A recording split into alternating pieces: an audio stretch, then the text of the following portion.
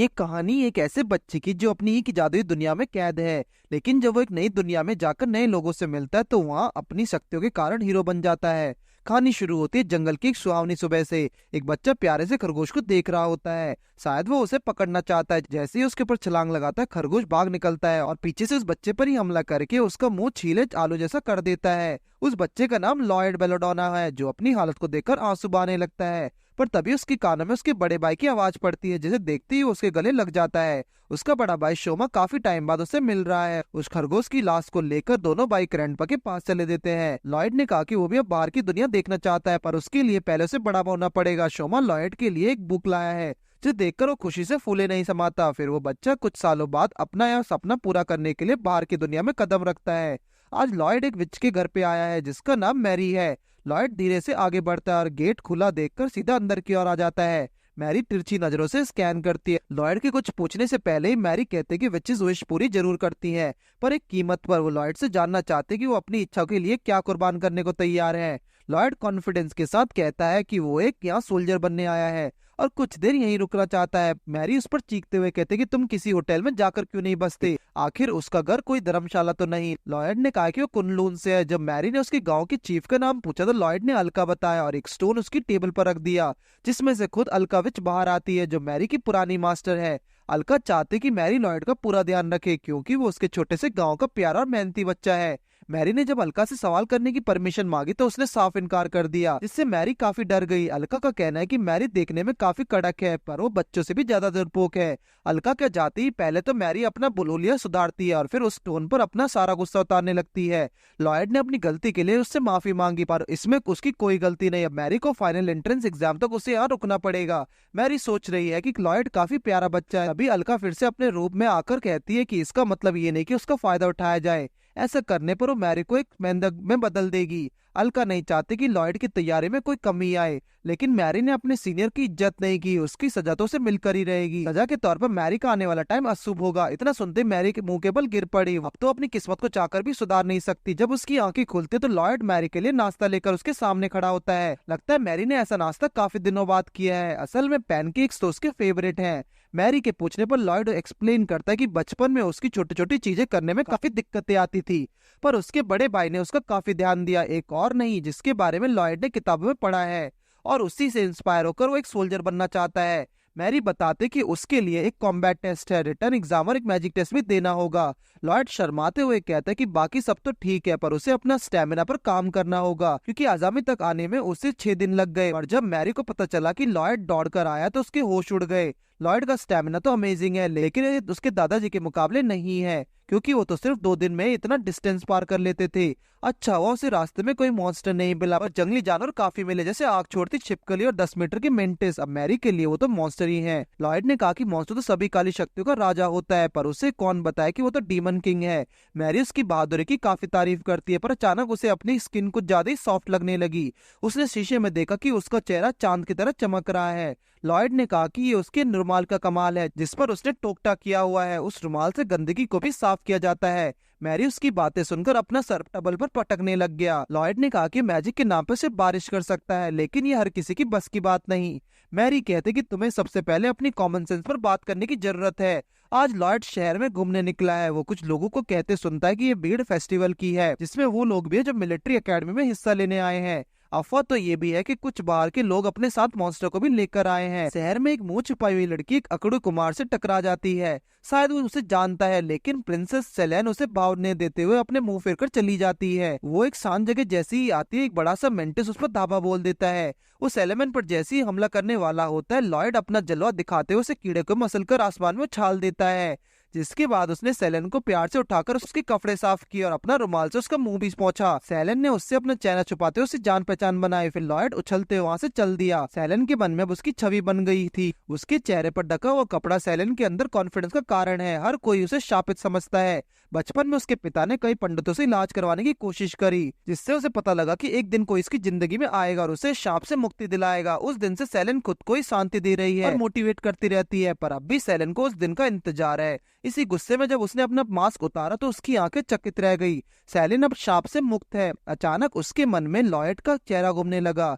अगले दिन Lloyd Mary के लिए सामान खरीद कर लाता है। उसने बचे हुए पैसों से उसके लिए गिफ्ट भी लिया, जिसे देखकर मैरी की आंखों में खुशी देखी जा सकती है। ऑफिसर मैर्तो एक लड़की के साथ भीड़ पर नजर रखे हुए है, क्योंकि हाल ही में उनके देश की रिलेशन कई कंट्रीज के साथ कुछ ज्यादा ही अच्छी नहीं है। तभी उनकी नजर रेव ऑफ 11 पर पड़ी, जिससे वन आर्म्ड मशीनरी भी कहा जाता है, और उस मशीनरी के खिलाफ काफी वारंट्स भी हैं। मैर्तो को लगता है कि जब तक उसके साथ कॉन्ट्रैक्ट साइन है, रियो ज्यादा प्रॉब्लम खड़ी नहीं करेगी।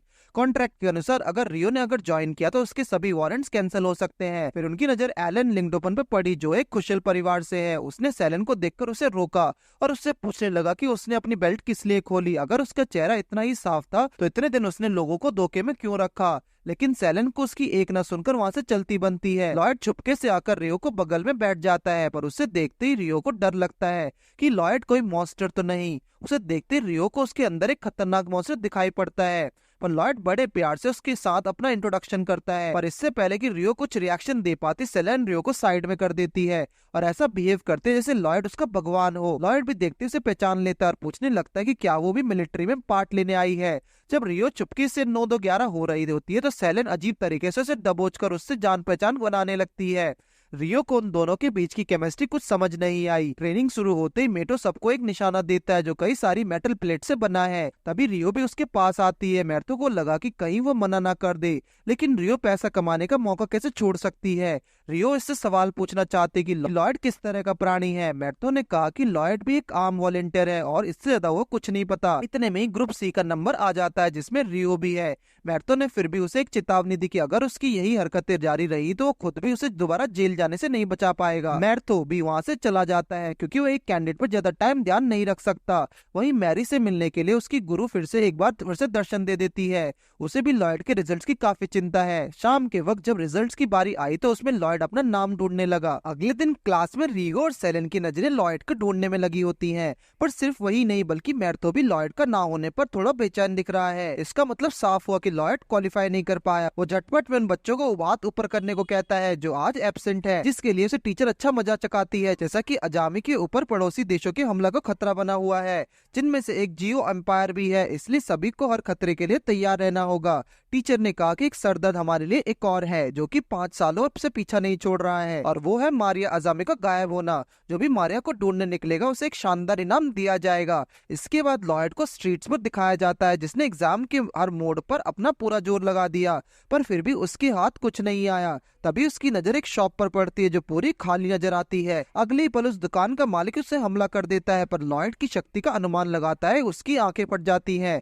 लॉयड यहाँ एक पार्ट टाइम काम की तलाश में आया है। उसने कहा कि वो खाना बनाने और सफाई का काम अच्छे से कर सकता है, और सिंडिकेट उसकी स्किल्स का एक नमूना देखना चाहता है, जिसके लिए लॉयड ने शिरोतो बनाने का फैसला किया। साथ ही उसने बताया कि एग्जाम में उसका सिलेक्शन होते रह गया, इसलिए अब वो खाली हाथ गाँव लौटकर अपने साथी को उम्मीद नहीं तोड़ना चाहता। उसने फैसला किया कि वो यहीं रुककर कैपिटल में एग्जाम तैयारी करेगा, पर सिंडिक जान चुका है कि लॉयड कोई आम बच्चा तो नहीं है। स्कूल में अभी भी मैर्थो दोनों लड़कियों के साथ लॉयड को ढूंढने में लगा है, पर टीचर ने उसकी गुस्ताखी की सजा उसे फिर से दी। सेलन ने लॉयड को पेपर दिखाते हुए कहा कि वो सिर्फ वही एकमात्र ऐसा इंसान है जिसकी कलाकारी कमाल की है, पर जब टीचर ने देखा तो कहा कि लॉयड तो कमाल का है, उसे इस वक्त मेरे सामने लेकर आओ। वहीं लॉयड ने पलक झपकते ही अपनी डिश तैयार करके सिंडिका को खिलाई। आज सिंडिका क्रोम मोलिबॉडम का फॉर्मर रॉयल गार्ड के हाथों से बना खाने वाला है। जब रियो ने सिरी से उस शीट पर लिखी जानकारी के बारे में पूछा तो सिरी बताती कि ये लिखाई प्राचीन रूल्स के साथ साथ कास्ट मैजिक पावर को भी दर्शाती है, जो कि एक नॉर्मल मैजिक से भी ताकतवर है। इंटरव्यूअर से पूछने पर मैर्थो को पता चला कि लॉयड ने अपनी थ्योरी के अलावा बारिश को बुलाने वाला मैजिक किया था, जिसे सुनते ही सीसी समझ जाती है कि लॉयड बेशक ही कमाल का जादूगर है। सिंडिका ने लॉयड के खाने के बाद उंगलियां चाटनी शुरू कर दी। सिंडिका लॉयड को जॉब देना तो चाहता है, पर फिर भी उसके मन में शक है। वो एक इतने काबिल और शक्तिशाली बच्चे की तलाशी के लिए बिना उसे अपने साथ नहीं रख सकता। लॉयड भी इसी बात पर राजी हो जाता है और इसे इस तरह एक पार्ट टाइम जॉब भी मिल जाती है। अगर लॉयड आसपास होता तो सीरी उसे जादू से ढूंढ निकालती। तभी सेलेन कहते कि क्यों ना प्रिंसेस मैरी को ढूंढकर एक सेरेमनी रखी जाए और लॉयड को उसमें इन्वाइट किया जाए। जब मैरी और एल्का को लॉयड के फेल होने के बारे में पता लगा तो उनकी तो जैसे जुबान बाहर ही आ गई। इससे पहले कि अलका मैरी को अच्छा सबक सिखाती, लॉयड कहता है कि वो अगले साल फिर से ट्राई करना चाहता है और तब तक वो मैरी के साथ रहना चाहता है, क्योंकि अब उसके पास एक पार्ट टाइम जॉब भी है। ना चाहते हुए भी अलका को इसकी इजाजत देनी पड़ती है। मारिया भी खुश है, अब उसे कम से कम डिनर तो नहीं बनाना पड़ेगा। पर ये क्या, अलका भी लॉयड के साथ यहीं पर रुकने जाती है। मैरी ने कहा कि अगर अलका को जिम्मेदारी निभाने के लिए इतना ही शौक है तो वो अजामी को राजा क्यों नहीं बनाती। काफी सारे बाहर के लोगों को इस बार फेस्टिवल में बुलाया जाएगा और इस बीच जियो एम्पायर के साथ एक बड़ी लड़ाई की पूरी संभावना है। मैरी इसमें मदद करना तो चाहती है, लेकिन उसके हिसाब से कुलून के लोग मदद के लिए तब आगे आएंगे जब मामला इंसानों के बस से बाहर हो जाएगा। इंसानों को अपनी प्रॉब्लम से खुद ही निपटना चाहिए। मैरी के उत्साह देखकर अलका उसे शांति से काम लेने को सलाह देती है। अगर लॉयड को इन सब में घसीटा गया तो वो उसे अपने गाँव वापस ले जाएगी, जिसके बाद वो लॉयड को बाय कहकर सोने को चली जाती है। पर गलत से मैरी ने अलका को उसके पीठ पीछे गाली देनी शुरू कर दी और उसकी एक गलती उसे एक अभिशाप देकर गई, जिसके बदले में उसके दोनों पैरों में दर्दनाक क्रैम्प आ जाता है, जो उसे उसकी नानी याद दिला देता है। अगले दिन रियो और मैर्थो को उसकी होटल पर दिखाया गया, जहाँ लॉयड ने पार्ट टाइम जॉब ढूंढी है। रियो को लगता है कि लॉयड को ढूंढने का काम उन्हें सेलेन को सौंप देना चाहिए, क्योंकि उसने कहा था कि वो और लॉयड एक सीरियस रिलेशनशिप में बाद आने वाले हैं और इसलिए वो आज सेरेमनी छोड़कर अकेले लॉयड को ढूंढने में लगी है। वो उसे वापस लाने के लिए अपना पूरा जोर लगा डालेगी। मैर्थो के मानना है कि लॉयड जैसी शक्ति को उनके देश को सख्त जरूरत है, पर ये जगह उन्हें कुछ खास पसंद नहीं आई। ये तो साफ है कि एक नॉर्मल कैफेटेरिया में लो क्वालिटी खाना और सर्विस दी जाती है, लेकिन आज की सफाई तो कुछ अलग ही है। उन्हें सिंडी का केक उखड़े हुए गुस्सैल इंसान के रूप में दिखाया। आखिर ऐसे मालिक के लिए कौन काम करना पसंद करेगा। जब उसने उन दोनों को सामने उनके खाना रखा देखा तो उसे चखते ही उन्हें बिना रुके खाने लगी। मैर्थो से चिल्लाकर पूछते कि आखिर तुमने इतना बावर्ची कहाँ से रख लिया। तभी लॉयड थाली लेकर उसके सामने आ जाता है। उसे यहाँ देखकर तो मानो मैर्थो और रियो की तो सांस अटक जाती है और मैर्थो ने सेंडिक को गला पकड़ते हुए कहा कि तुमने एक महान योद्धा से इस तरह काम करवाने की कोई अधिकार नहीं है। लेकिन सिंडिक का सवाल तो यह है कि उन्होंने लॉयड को एग्जाम में फेल ही क्यों किया, जो कि जायज भी है। उन्हें वहीं छोड़कर लॉयड काम पर लग जाता है। जहाँ वो मारी को देखता है वहाँ पर कुछ बदमाश मारी को पीछा कर रहे हैं। अकेडमी में सेलिन ने एक शर्मनाक हरकत कर डाली। उसने गार्ड की छाती के बल नोच डाले, क्योंकि वो उसे लॉयड नाम के शख्स को ढूंढने से रोक रहा था। राजकुमार का कहना है कि जब भी सेलेन ऐसी कोई बद्दी हरकत करती है वो शाही खानदान की इज्जत पर सवाल खड़ा करती है। आखिर उसकी सजा तो सेलेन को मिलके रहेगी। सेलेन भी मुकाबले के लिए पूरी तरह तैयार है। वो उसके और लॉयड के बीच आए हुए हर एक इंसान को मिटा देगी। जैसे ही राजकुमार उसकी ओर तलवार लेकर बढ़ता है, वैसे ही सेलेन की बेल्ट उसकी रक्षा करने के लिए उस तलवार को दूर फेंक देती है। पर सेलेन को लगता है कि ये भी उसके देवता लॉयड का आशीर्वाद है। अचानक उसके सामने लॉयड साक्षात खड़ा होता है। सेलेन कहते हैं कि वो पहले से जानती थी कि लॉयड उसके लिए जरूर लौटेगा। अभी बाकी के साथी भी वहाँ आ खड़े होते हैं। सेलेन उन सबको हुई घटना के बारे में बताती है, जिसके बाद मैर्थो अलाना के सामने आता है और पूछता है कि क्या उसने लॉयड को नुकसान पहुंचाने की कोशिश करी।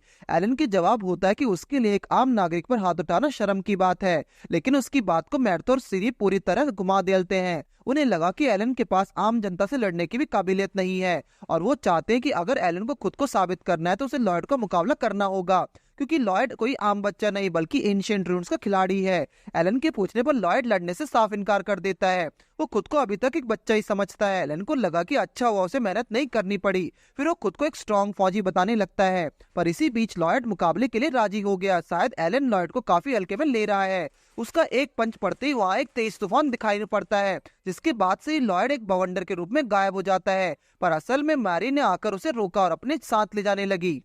लॉयड ये देखकर थोड़ा हैरान तो है। उसे लगा कि मारी उसे बचाने के लिए सब कर रही है, इसलिए तो मारी के बोलने से ही उसका शुक्रिया करने लगता है।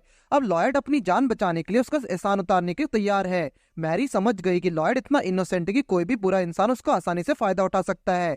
तभी पीछा करते हुए सैंडिक उन दोनों को ढूंढ लेता है। उसने लॉयड को कैफे लौटने को कहा। सैंडिक ने मारी से कहा कि जब से उसके गायब होने की खबर शहर में फैली थी तब से वो काफी चिंता में था, पर अब मैरी को देखकर सैंडिक काफी खुश है। सैंडिक बताता है कि वो एक कैफे ओनर का काम इसलिए कर रहा था ताकि वो मैरी को पता लगा सके और ये भी जान सके कि किस चीज से महाराज को इतना बदल कर रख दिया। मैरी उसे आने वाले इंटरनेशनल समिट के बारे में बताती है, जो फेस्टिवल के आखिर में होगी। उस दिन अपराधी जरूर महाराज पर जोर हमला करके जियो के साथ लड़ाई छिड़ देगा और ऐसा होने से पहले उन्हें ये सब रोकना होगा, जिसने मैरी को सिंडिक की मदद की जरूरत पड़ेगी। अगले पल में हम सिरी और मैर्थो को लाइब्रेरी में देखते हैं। मैर्थो होने वाले युद्ध को लेकर काफी परेशान दिख रहा है। जब सिरी उससे काम करना पूछती है तो बताता है कि कैसे उसके पूरे गांव ने भूखमरी का सामना किया था। इन सबके पीछे भी जियो साम्राज्य का ही हाथ था और इतनी बुरी हालत में होने के बावजूद उन्होंने बड़ी निर्दयता दिखाई थी। पर अब चाहे मैर्थो को अपनी जान क्यों न देनी पड़े, अब वो पहले जैसे हालत कभी नहीं आने देगा। वही सेलेन उदास है क्योंकि उसने फिर से लॉयड को इतने करीब होते हुए देखा और फिर भी खो दिया, पर उसे पूरा भरोसा है कि उनकी मुलाकात जल्दी होगी। आखिर उसकी किस्मत लॉयड से जुड़ी हुई है। दरअसल वो न्यू के साथ इस वक्त मारी को ढूंढने निकल रही है। उसके घर के बाहर आते ही वो दोनों मारी का दरवाजा खटखटाते हैं, जिसे लॉयड खुद आकर खोलता है। उसके घर में बैठकर सेलेन को विश्वास नहीं होता कि लॉयड फिर से अचानक उसके सामने है। कहीं ये जन्मों जन्मों के साथ तो नहीं, पर रियो ने याद दिलाया कि उन्हें मिले अभी तक हफ्ता भी नहीं हुआ। तभी लॉयड उनके लिए गर्मा गर्म चाय लेकर आता है। सेलेन और लॉयड को इस तरह एक साथ देखकर रियो समझ जाती है कि लॉयड ने सेलेन को इतने बड़े पाप से मुक्त किया है, तो सेलेन को उसमें तब से भगवान नजर आने लगते हैं। ये बाद में चिंता का कारण भी बन सकता है। इसी बीच मैरी भी अपने घर में वापस लौट आती है। वो सीधा आकर लेट जाती है और रात के खाने के बारे में पूछने लगती है, पर जब उसकी नजर रियो और सेलेन पर पड़ी तो मैरी लॉयड पर चिल्लाने लग गई। लॉयड उन दोनों को अपनी एकेडमी का साथी बताता है। वो उसे नए मेहमानों से मिलाता है, पर रियो को मारी का चेहरा काफी जाना पहचाना लगा। मैरी जब उनसे आने का कारण पूछती है तो रियो उसे राजकुमारी की फोटो दिखाते हुए कहती है कि हम इनकी तलाश में हैं। वो फोटो हूबहू मारी को चेहरे से मिलती है, लेकिन उनका शक और बढ़ा देती है कि उस लड़की को एक राजकुमारी कहकर, क्योंकि रियो ने तो उसे ये बताया ही नहीं। सेलेन मैरी से उसके पास्ट के बारे में और जानना चाहती है, और सेलेन की आंखों से आंसू देखकर मैरी सच्चाई बताने के वाली ही होती है। पर तभी सेलेन उससे लॉयड और उसके रिश्ते के बारे में पूछ लेती है। रियो जो सुनना चाहती थी, सेलेन के कारण वो उससे चूक गई। रियो मारी से साफ साफ पूछती है कि आखिर वो है कौन। इससे पहले कि वो कुछ बताती, लॉयड उसके सामने आ खड़ा होता है और कहने लगता है कि वो अब मारी को जान चुका है, क्योंकि उसने कई बार मैरी को ऐसी चीजें करते हुए देखा जो एक देशभक्ति कर सकता है, बिल्कुल एक हीरो की तरह। अगर देश खतरे में है तो लॉयड उसमें अपना योगदान देने के लिए शामिल होना चाहता है। इतना सुनकर मैरी खड़ी हो जाती है और कहती है कि मैं यही मारी का सेवियर हूँ, लॉयड को लड़ने की परमिशन में नहीं दे सकती। लॉयड उसके सामने गिड़गिड़ाता है और कहता है कि वो उसका साथ देने के लिए किसी भी हद तक जा सकता है, लेकिन मैरी ने उसे चुप किया और कहा कि तुम खुद को कितना भी बड़ा योद्धा क्यों ना समझ लो, पर सच्चाई को नहीं बदला जा सकता। ये सुनकर लॉयड काफी निराश हुआ और वहां से चला गया। मैरी ने कहा कि अब जो भी होगा उसकी जिम्मेदारी खुद लेगी, और वो एक विच होने के नाते नहीं बल्कि राजकुमारी मारिया अजामी होने के नाते। रियो कहते कि ये सब तो ठीक है, पर उसने लॉयड के साथ इतना बुरा बर्ताव क्यों किया। तभी सेलिन भी आकर अपनी बात रखती है कि उससे ऐसा नहीं करना चाहिए था, मगर मैरी तो हंसने लगी। असल में उसका ऐसा करने के पीछे कुछ कारण था, पर वो ये देखकर खुश है कि दोनों लड़कियां लॉयड के लिए किस तरह लड़ रही हैं और अपने ओपिनियंस पे लेकर कितनी अड़ियल हैं। फिर मैरी उन्हें आराम से बैठकर कुलोन के बारे में सब बताती है। कुलून के बारे में सबसे सिर्फ कहानियों में ही सुना है, पर असल में लॉयड वहीं का रहने वाला है। कुलून अपने लोगों को इंसान के पछड़े में टांग अड़ाने से रोकता है, इसलिए अगर लॉयड को इन सब युद्ध जैसी चीजों में घसीटा गया तो वो वापस लौटना होगा। मैरी जानती है कि इस वक्त कैडेट से लेकर आम लोगों तक सभी राजकुमारी को ढूंढने में लगे हैं। हर कोई बस प्रिंसेस को पकड़ना चाहता है, जिंदा या मुर्दा, और ये उन्हीं लोगों ने किया है जो प्रिंसेस को शांति के चिन्ह के रूप में दिखाकर वॉर को रोकना चाहते हैं। मैरी को सच में मदद की जरूरत है, जिसके लिए रियो और सेलेन तैयार हो जाते हैं। शाम के वक्त जब मैरी अपने पिता के बारे में सोच रही होती है, तब अलका उसके सामने प्रकट हो जाती है। वो खुश है कि मैरी अपना वादा निभाने वाली है। वो उससे पूछते कि मैरी ने अलका को क्रिस्टल समेत कुएं में क्यों फेंक दिया। अलका ने काफी मुश्किलों से खुद को उस वेल से आजाद किया है। मैरी तो डर के मारे कांपने लगी, पर अलका तो उससे पहले से ही शाप दे चुकी है, जिसके चलते मैरी 10वें सेंटेंस में बिल्ली की आवाज निकालेगी। अगले दिन रियो और सेलेन पूरे शहर में पड़ताल करती नजर आते हैं। अलका लॉयड को उदास देखकर काफी परेशान है। वो जानती कि लॉयड के लिए खुद को वॉर से दूर रख पाना मुश्किल होगा, वो भी ये जानते हुए कि पूरा राज्य खतरे की आंधी में उड़ने वाला है। इसलिए उसने लॉयड के मन बहलाने के लिए उसे मेले में इधर उधर घूमना शुरू कर दिया। जब उसके पैंतरे काम नहीं आए तो उसने लॉयड के सामने चॉकलेट बनाने की बोतल लाई, जो लॉयड के मन पसंद है। मगर अचानक मेले में विषकाल का कीड़े हमला कर देते हैं। मैजिस्ट्रो और सैंडिक राजा के पास भेजे गए इस मैसेज का इंतजार कर रहे थे। इसी बीच सैंडिक मैर्थो को बता देता है कि वो राजकुमारी से मिल चुका है, जो अपने कुछ दोस्तों के साथ महाराज पर लगे शाप को मुक्त कराने के लिए उनके दुश्मनों की तलाश लगातार कर रहे हैं। वही शाप जो इस होने वाली वॉर को रोक सकता है। सैंडिक बताता है कि उन्होंने एक मुखावट से पता लगा लिया है कि असली धोखेबाज को मृत्यु है, जो महाराज के दिमाग को काबू में करके अपने उल्लू सीधा करने में लगा है। तभी सेलेन और रियो के साथ मैरी खुद महल में आकर अपनी सच्चाई सबको बता देती है, लेकिन इससे पहले मैर तो कुछ कर पाता, राजा ने उस पर हमला करते हुए कहा कि उसने राजा को कब्जे में कभी नहीं किया था। असल में तो सब कुछ राजा के अनुसार होता आ रहा है। राजा राजा के शरीर में कोई शक्ति है जिसे गांव में हमला करने के लिए इंसानों को भेजा है, ताकि वो अपनी संख्या बढ़ाकर रॉयल फैमिली के नंबर्स को बढ़ा सके। उसने मैर्थो को पलक झपकते एक शैतान में बदल दिया और चुपके से भागने लगा। रियो किसी तरह उस राक्षस को रोकती है। तब तक मैरी अपने पिता को वापस लाने के लिए राजा का पीछा करके उस पर हमला कर देती है, और जैसे ही वो अपना आखिरी हमला उस पर करती है, उसका खात्मा करने वाली होती है, अचानक उस शक्ति ने मारिया को अपना असली रूप दिखाकर भटका दिया, जिसके बाद हालात मारिया के हाथ से निकलने लगे। उस दौरान मारिया के मन में लॉयड का ख्याल होता है। वो उससे माफी मांगने बिना मरना नहीं चाहती। उसके हौसले को देखकर राजा ने कहा, ये राज्य अब मेरे कब्जे में होने वाला है, क्योंकि मैं हूँ डीमन लॉर्ड। उस दौरान शहर में लॉयड कीड़ों की छुट्टी करता दिखा। अलका ने जब पास जाकर उनकी जांच की, तब लॉयड कहता है कि उसे मैरी की मदद के लिए जाना होगा। वो जरूर किसी बड़े खतरे में है, चाहे मैरी ने उसे कितना भी बुरा भला कहा हो। लॉयड अपनी जिम्मेदारी नहीं भूलने वाला।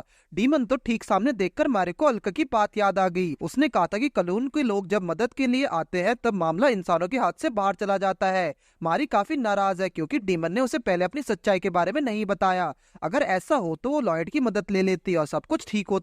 पर इस वक्त मैरी उस डीमन के चंगुल से भाग निकल रही है, ये कहते हुए कि वो एक दिन जरूर उसे डीमन लॉर्ड होने के लिए जल्द तड़पता देखेगी। वहीं लॉयड भी बचते बचाते हुए दौड़कर मारिया की ओर आ रहा होता है। तभी उसकी नजर पास बैठे एक स्टूडेंट पर पड़ी, जिसने लॉयड को मॉन्स्टर की शक्ति के बारे में बताया। उसी की वजह से हर किसी के मन में दहशत का माहौल है। लॉयड जानता है कि एक सोल्जर के लिए यही एक मौका है अपना फर्ज निभाने का। बेशक वो एग्जाम में फेल हुआ है, पर लॉयड हर तरीके से अपने देश का काम आना चाहता है। वो उस लड़की के सामने एक मॉन्स्टर को उंगली मारकर दूर फेंक देता है। ये देखकर तो जैसे उस सोल्जर के पैर कांपने लगे। लॉयड उसे समझाता है कि वो एक सोल्जर होने के नाते लॉयड से तो ताकतवर होगा, और उसकी इसी बात ने उस लड़के में नया जोश बढ़ा डाला। अब वो बड़े कीड़ों से लड़ सकता है। और नई मुसीबत मैजिक व्हील है जो अलका का बनाया हुआ है। अब बात डीमन की है, जो वो खुद को कैसे दूर कर सकती है। दूसरी तरफ मैर्थो ने मॉन्स्टर बनकर सबकी नाक में दम कर दिया है। रियो को लगता है कि अब उन्हें लॉयड का आह्वान करना ही होगा। सेलेन उससे सहमत है, पर इस बात वो खुद मॉन्स्टर के सामने आ खड़ी होती है, क्योंकि उसका हीरो उसे कभी खतरे में नहीं पड़ने देगा। मतलब लॉयड जल्द आएगा। मॉन्स्टर को पहले अटैक से सेलेन को उसकी बेल्ट ने बचा लिया। आखिर इस बेल्ट पर भी लॉयड का आशीर्वाद है। रियो कहते कि तुमने मैर्थो को इस तरह बिजी रखना होगा, और तभी वो बाहर लॉयड को देखती है। जब लॉयड सेलेन के सामने आता है तो वो जैसे फूले नहीं समाती, लेकिन उसे छोड़कर लॉयड सेंडेक से हालचाल लेने लगता है। लॉयड पहले तो मामले की बातों से शांत करने की कोशिश करता है, ताकि वो मैर्थो को उसके असली रूप में वापस ला सके।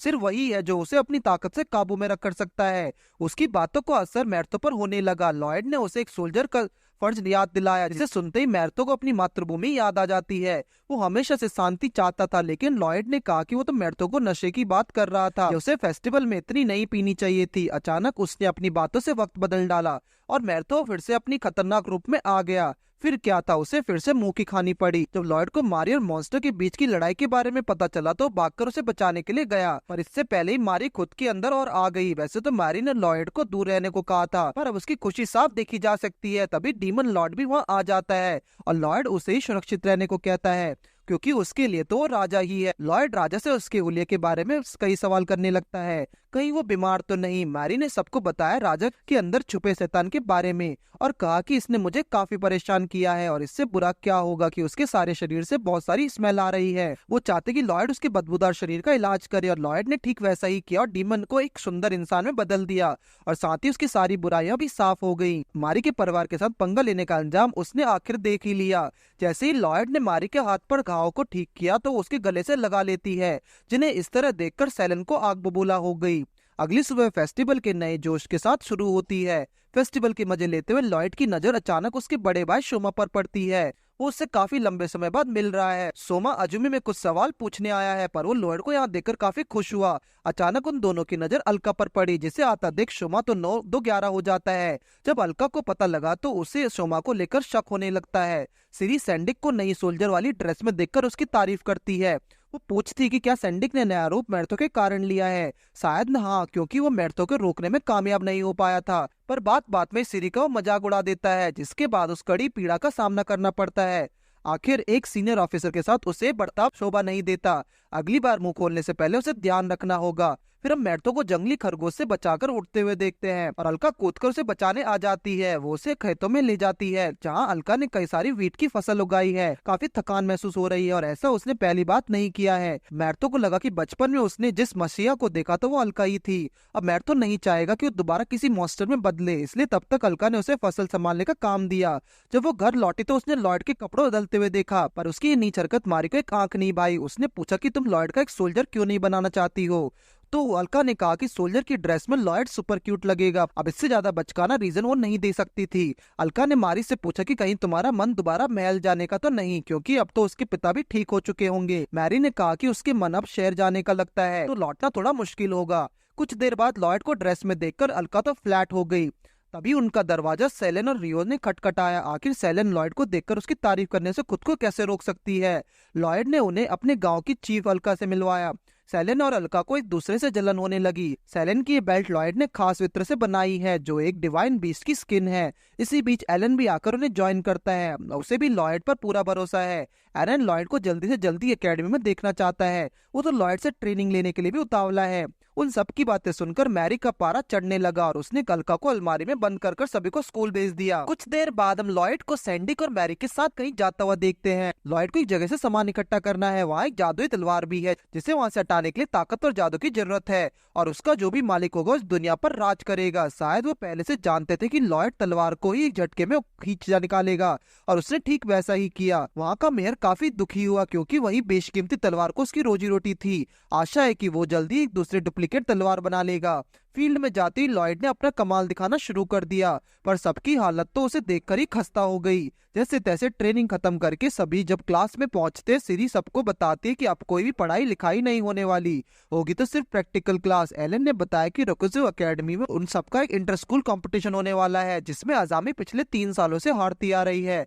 क्या पता इस साल हम जीत जाएं। एक एक करके सिरी ने सभी को रूल्स बताए। सबसे पहले उसने एक मूर्ति पर फ्लेम अटैक करने को कहा। सेलेन और रियो का हमला कमाल का था, पर जब लॉयड की बारी आई तो उसने गलत मंत्र बोलते हुए भी उस मूर्ति अपनी जगह से हिला डाला। जिस सिरी अब फिर लॉयड को विंड अटैक करने को कहती है जिससे उस मूर्ति के टुकड़े कर डालता है। सेलेन सिरी से हीलिंग मैजिक सीखने चाहती है, पर वो नहीं जानती कि वो इतना मुश्किल है। कई सारे लोगों ने तो शुरू करने से पहले ही हार मान ली, पर अगर वो मैजिक इतना ही मुश्किल है तो एलन को उसे सीखने में काफी मजा आएगा। और लॉयड भी इस बारे में उनके साथ शामिल होना चाहता है, पर एलन को इस बात का अंदाजा बिल्कुल नहीं कि ट्रेनिंग के लिए बाली का बकरा उसे ही बनाया जाने वाला है, और ये ऑर्डर सिरी का ही था।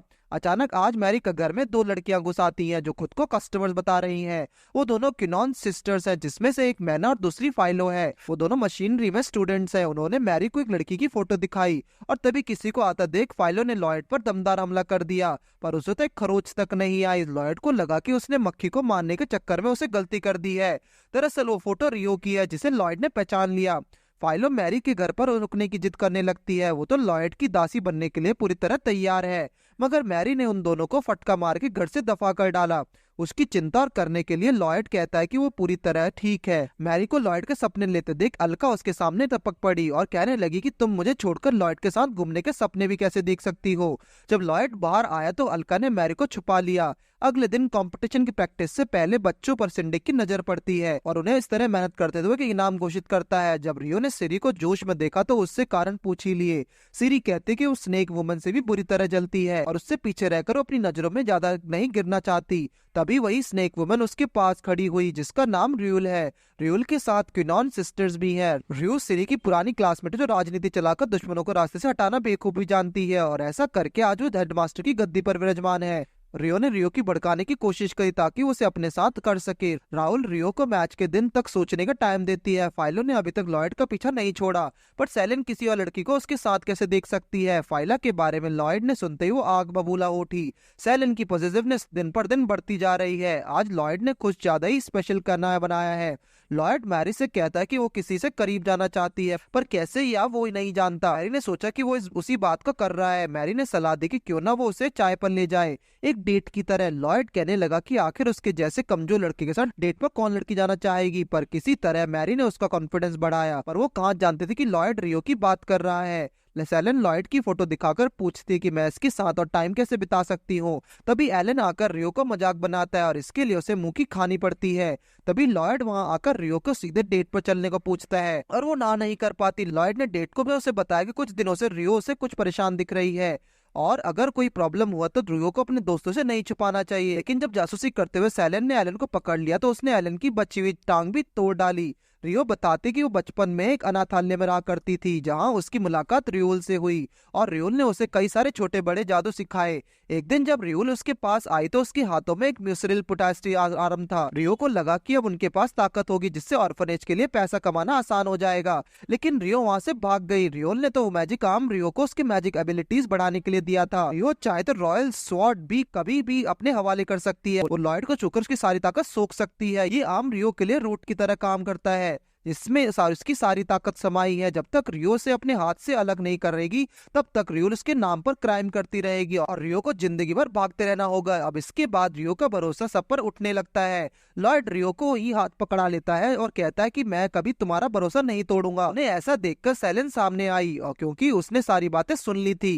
पहले तो उसने उन दोनों को अलग किया और फिर रियो से वादा किया कि वो हर पल उसके साथ रहेगा। फिर उनकी टीम रियो की टीम के ठीक सामने खड़ी होती है। मुकाबला करने सेलेन और रियो आगे बढ़ेंगी पर फाइलर लॉयड को देखकर फिर से उसके पास आकर सेलेन की आंख को और बढ़ा देती है। तभी एक अनजान आवाज सबको सुनाई देती है। उस पर खड़ी एक लड़की है। मिनोको जोल सेकंड ईयर की हेड है और मिनोको लॉयड की जगह मुकाबले में खुद उतरना चाहती है जिसके लिए वो एक नमूना दिखाने को भी तैयार है। प्रैक्टिस मैच के शुरू होते ही मिनोका फाइलर के सामने अपना दमदार जादू इस्तेमाल करती है पर फाइलर ने तो उसके किए पर पानी फेर दिया। मिनोको लॉयड को काफी कमजोर समझती है पर बेइज्जती करके उसे साइड में कर देती है। शाम के वक्त मिनोको मैरी से मिलने के लिए आई है। शायद वो पहले एक दूसरे को जानते हैं।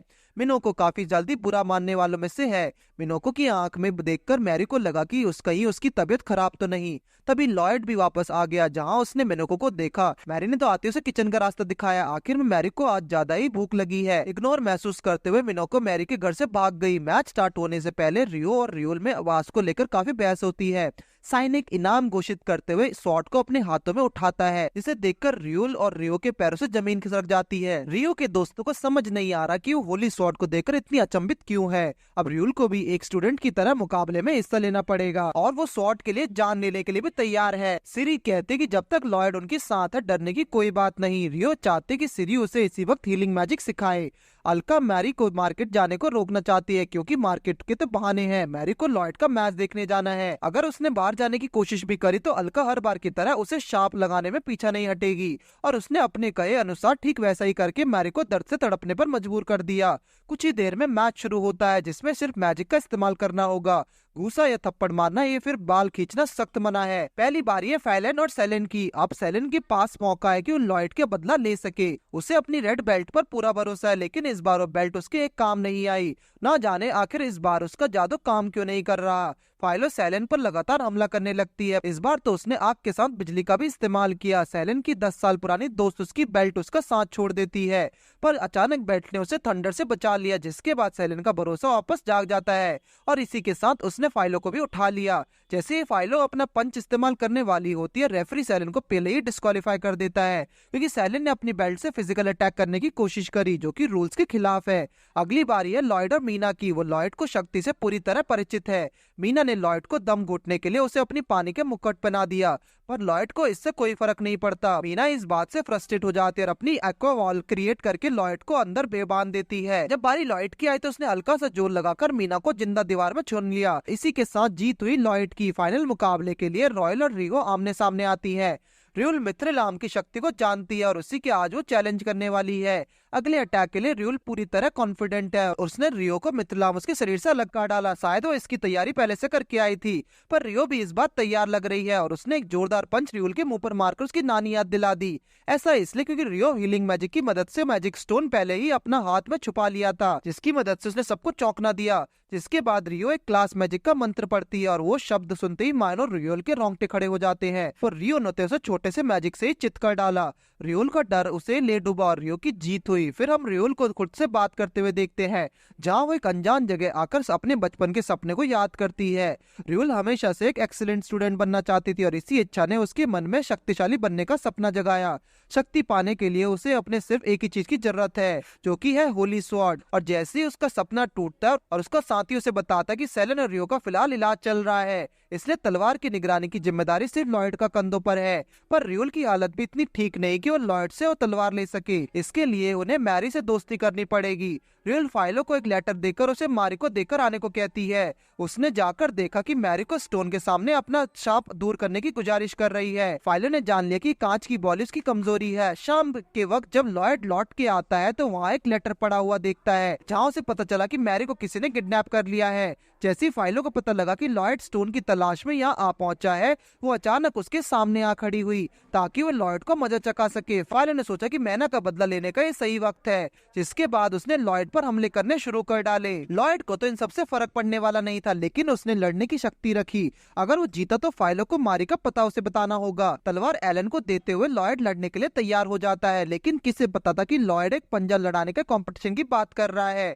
उसके गांव का रिवाज उसे यही कहता है। जब लॉयड ने कुलून का नाम लिया तो फाइलर समझ गई कि उसमें इतनी शक्ति क्यों है। मुकाबला शुरू होते ही चारों ओर तूफान आ जाता है, जिसका फायदा रियोल के साथी उठाने की कोशिश करते हैं। उसके एक साथी ने एलन के स्वॉर्ड से छीनने की कोशिश करी, लेकिन तभी मैना आकर इसका फैसला करने की ठान लेती है। जब लॉयड हारने वाला था तो उसने जोर लगाकर फाइलर को आसमान की ओर धकेला, जिसके बाद एक तेज धमाका उन दोनों को दीवार से चीरते हुए लूट ले आता है। लॉयड ने देखा कि वो जीत चुका है, पर इसके बदले में फाइलो ने लॉयड को शादी के लिए प्रपोज कर डाला। उसने कहा कि हम दोनों एक ही स्कूल से हैं और एक की जैसा टैलेंट रखते हैं। वो बताते कि मैरी तो उसी रूम में बंद है, जिसे सुनकर लॉयड को अपनी जीत का पछतावा होने लगा। अब रियोल भी अपने चमचों से दुखी हो चुकी है। तभी अलका रियोल के पास आकर लॉयड के बारे में पूछती है, जिसके बाद वो उस पर हमला भी कर देती है। अचानक एलन ने रियोल को पानी में डूबते हुए देखा। इसे देखते हुए उसे बचाने के लिए कूद पड़ा। अगले दिन तलवार को रॉयल ट्रेजर में रख दिया गया। जब रियोल जख्मी हालत में बेड पर पड़ी हुई होती है तो तब एक बुढ़ा आदमी उससे मिलने के लिए रियोल को याद करता है। जब वो छोटी थी रियो को उसने काफी कुछ सिखाया था। उनके बीच की दोस्ती इतनी गहरी थी कि बड़े होकर भी वो दोनों एक दूसरे के साथ देना चाहती थी।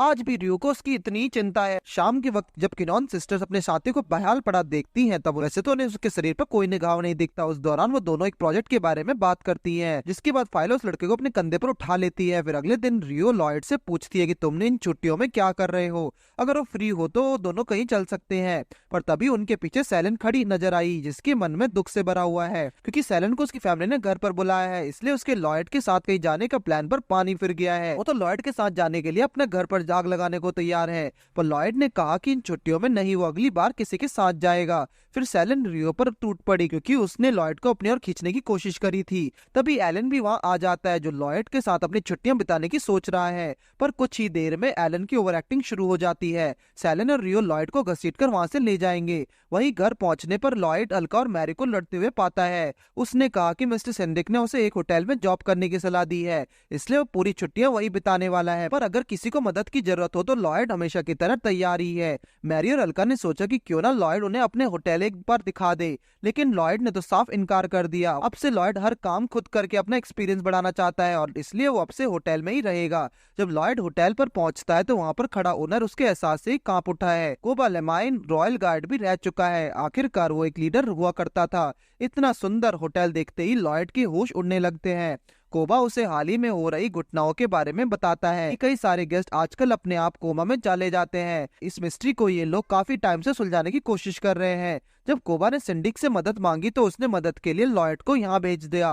कुछ ही देर में वो दोनों चलते हुए एक मॉल में आ जाते हैं, जहाँ एक और कोवर्कर मौजूद होती है, जिसका नाम किलोवू है और आज से वो लॉयड की गुरु है। कोबा को आशा है कि किकोल लॉयड को अच्छे से गाइड करेगी, मगर जितने में उसने लॉयड का काम समझाया उतने में लॉयड ने काम खत्म भी कर डाला। वहाँ की चमक ने कोबा की आंखों को चौंधा दिया। अब तो किको को लॉयड पर शक होने लगा है कि नई यूनिफॉर्म लेकर लॉयड काफी खुश नजर आता है। कल उनकी होटल में एक नया मेहमान आने वाला है और कोबा चाहता है कि लॉयड रिसेप्शन में उसका स्वागत करे, क्योंकि कोबा के साथ उसका एक्सपीरियंस कुछ ज्यादा अच्छा नहीं है। लॉर्ड थिनाइन के आते ही उसका वेलकम नाश्ते के साथ किया जाता है। कोबा की बातों से थिनाइन को लगा कि उसका जल्दी आना कोबा को खटक रहा है। थिनाइन अपने सेक्रेटरी को भी ड्रिंक्स ठीक से ना डालने के लिए धमकाने लगता है। उसका स्वभाव कुछ ज्यादा ही रूड है। थिनाइन को पसंद नहीं है कि उसकी मीटिंग के बीच कोई उसे परेशान करे। अपने सेक्रेटरी के अनुसार थिनाइन ने लॉयड से क्रेपर्स फॉरेस्ट के बारे में पूछा तो उसने मुस्कुराकर फॉरेस्ट की तारीफ करी, क्योंकि उस जगह पेड़ लगाते वक्त हर चीज का काफी ध्यान रखा गया है। वो भी बारीकी के साथ। थिनाइन बताता है कि उसके पूर्वजों को भी पेड़ों और जंगलों के साथ पुराना ताल्लुक रहा है। उसके बीच बढ़ती बॉन्डिंग को देखने अब कोबा भी खुश है। थिनाइन का बेटा है जिसे अजमीन में थोड़ी अटेंशन मिलते ही फेम उसके सर पर चढ़ गया है। थिनाइन से जब भी कभी पेड़ों के बारे में बात करता है, जब हमेशा नेगेटिव करता है। रात के वक्त जब थिनाइन को बैठा देख जब केकोय उसे टोक देती है, तब वो इंसानों जैसे पेड़ों के बारे में पूछता है, क्योंकि ये होटल एजामी आर्मी के पुराने सोल्जर का है। वो समझाता है कि एक बहादुर सोल्जर को इतने बड़े खुलासे के पर्दाफाश कर सकता है। अगर जल्दी कुछ नहीं किया गया तो पूरा जंगल पेड़ों वाले राक्षसों से भर जाएगा। थिनाइन ने कहा कि उसका जल्दी आने के कारण एक लॉर्ड का बुलावा है जो अपनी बेटी की शादी उसके बेटे से कराना चाहता है। थिनाइन ने सुना कि उसने हाल ही में ट्रेंट नाम की इंसानी पेड़ों को खरीदा है, क्योंकि जब भी एक ट्रेंट को हराया जाता है तो वो मर के एक हाई क्वालिटी लकड़ी को छोड़कर जाता है। हालांकि इलीगल नहीं है, लेकिन फिर भी प्रकृति पर इसका काफी असर पड़ने लगता है। थिनाइन अपने बेटे की शादी करके उस लॉर्ड से सौदा करना चाहता है। उसके अनुसार एक ट्रेंट का जन्म दीमन सैपलिंग से लेबोरेटरी में हुआ था, पर आज तक ये कोई नहीं जान पाया कि उसके पीछे किसका हाथ है। लेकिन जिसके पास भी इसकी शक्ति है वो एक अद्भुत इंसान है। ये सब सुनकर केकोय के मन में लॉयड का चेहरा आता है। थिनाइन ने उसे एक दवाई का जर दिया और जिसे खाने में मिलाकर लॉयड का सच सामने आ सकता है। लॉयड इतनी रफ्तार से काम करता है कि केकोय की और भी बढ़ता जा रहा है और वो उसके लिए दवा से भरा चाय का कप लेकर आती है, जिसे वो बहाने से लॉयड को पिलाने की कोशिश भी करती है। जब केकोय को पता लगा कि लॉयड एक सोल्जर बनने की तैयारी कर रहा है तो उसका शक यकीन में बदलने लगता है। मगर इससे पहले कि वो चाय उसे पिलाती, कोबा किचन में एंटर हो जाता है। वो लॉयड को काम देकर उसे वहां से भेज देता है और गलती से उसने केकोय के हाथ से लाकर वो चाय का कप पिया तो उसके टेस्ट उसे कड़वा लगने लगा। केकोय को लगा कि कहीं उसका सच पकड़ा ना जाए, इसलिए वो छत से नीचे कूदकर 9-11 हो जाती है। अगले दिन रियो चुपके से उसी होटल में आ जाती है जहाँ पर लॉयड काम पर लगा है, पर वो थोड़ा कंफ्यूज है कि लॉयड से मुलाकात कैसे की जाए। रियो सर्विसेज को अनुसार मसाज की डिमांड करती है, जिसके लिए उसके रूम में लॉयड को भेजा गया था। वो उसके लिए ड्रिंक्स भी लेकर आया। रियो पहले तो थोड़ी कंफ्यूज थी, लेकिन फिर भी लॉयड की तारीफ करने लगती है। आखिर एक होटल से अच्छा वो कहाँ काम कर सकता था। पर जब लॉयड ने उसे मसाज देने की बात कही तो रियो का पारा चढ़ गया। वो एक लड़के से मसाज कैसे ले सकती है। लॉयड अपनी गलती और खराब सर्विस के लिए माफी मांगता है। वहीं सेलन को उसके पिता ना जाने कौन सी अनजान जगह लेकर जा रहे हैं। पूछने पर बताते हैं कि हम दोनों ने काफी टाइम से एक साथ टाइम नहीं बिताया, इसलिए उसके साथ थोड़ा टाइम स्पेंड करना चाहते हैं। जब वो उतरे तो वो दोनों उसी होटल में आ गए जहाँ लॉयड काम कर रहा है। जिस दोस्त के बारे में थिनाइन बात कर रहा था वो सेलन के पिता ही थे। थिनाइन एलन के पिता है जो सेलन के एक पिता के साथ अरेंज मैरिज का सौदा करना चाहते हैं। सेलन ने सोचा था कि जब एलन उसके सामने आएगा तब वो फॉक्स उसकी आंखें फोड़ डालेगी। जब सेलन का इंतजार करने के बाद उसका दूल्हा सामने आता है तो वो लॉयड होता है। उसका वो चमकता चेहरा देखते ही वो उसके सामने कूद पड़ी, लेकिन उसे जरा भी सनका नहीं हुई।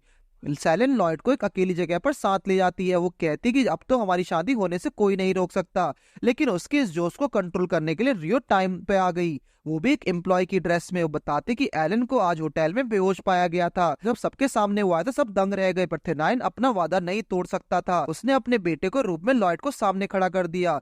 रियो चाहते कि लॉयड अगर दूल्हा बन गया तो इन्वेस्टिगेशन कौन करेगा, तो सेलन आइडिया सुझाती है कि क्यों ना रियो इन्वेस्टिगेशन का सारा काम संभाल ले।